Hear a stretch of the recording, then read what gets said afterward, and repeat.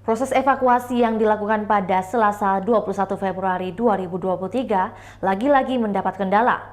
Terhitung sudah 2 kali upaya evakuasi Kapolda Jambi Irjen Pol Rusti Hartono dan rombongan dari Hutan Kerinci belum berhasil dilakukan.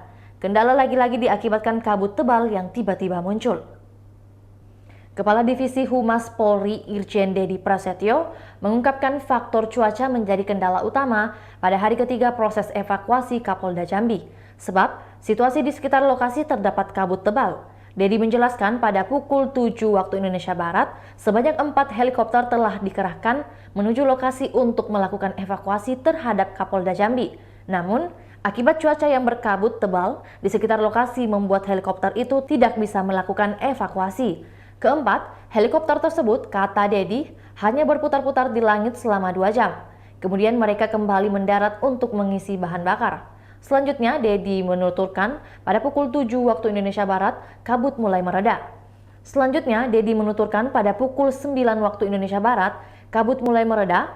Keempat helikopter pun kembali terbang untuk melakukan evakuasi. Selain itu, kiriman bantuan berupa obat-obatan juga gagal dilakukan. Adapun yang berhasil di-drop hanyalah makanan dan 3 dokter spesialis, termasuk Kepala Rumah Sakit Bayangkara Jambi.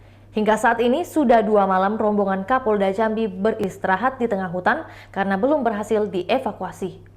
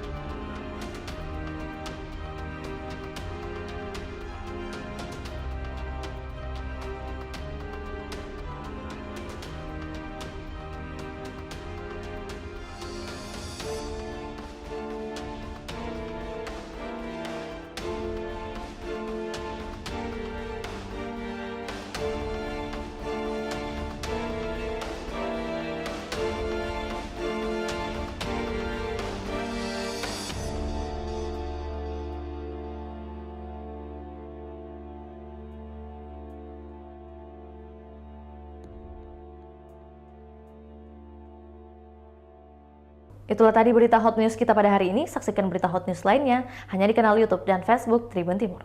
Terima kasih sudah nonton. Jangan lupa like, subscribe, dan share ya.